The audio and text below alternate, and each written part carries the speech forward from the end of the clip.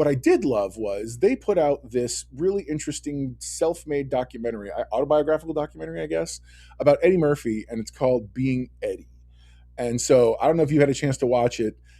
Being Eddie is really, oh, absolutely, brother, no problem, absolutely. You are absolutely one of my favorite people to interact with. Though I wish I could interact more. So for anybody who reaches out to me often or not, it's very difficult at times to keep track, keep a schedule, do the things, all the stuff and whatnot. And so those of you who are persistent enough, I really appreciate you guys because it's just one of those things you try to keep up with things. But yeah, no. So I watched. I remember I sat down and I was clicking through Netflix and this thing came up and I said, well, let me check this out.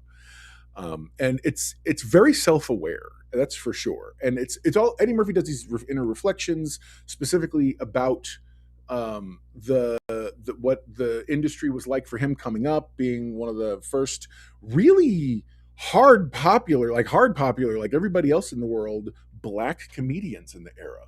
So in the time when the likes of Richard Pryor and some of those other guys were there, Eddie Murphy shows up and just kicks the door down, and it was such a wonderful.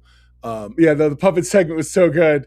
Yeah, so excited. There was a puppet segment in the Eddie Murphy thing where he apparently he's like his love of puppets goes back to childhood, which I had no clue. I have a puppet in there. I have one of my producers for the longest time was a puppet on the show, and yeah, man, it was such a cool thing. He had Richard Pryor and he had Bill Cosby, and it was wonderful. It was spectacular. He didn't shy away from anything. It was Eddie Murphy being Eddie Murphy, and I loved it.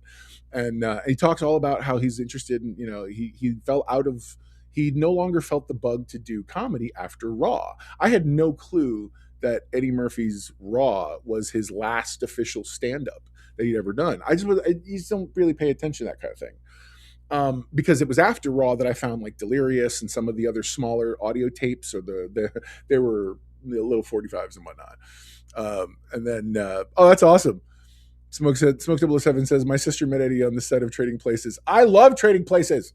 It's one of my all-time favorite movies. I use the feeling good gif all the time, which is wonderful.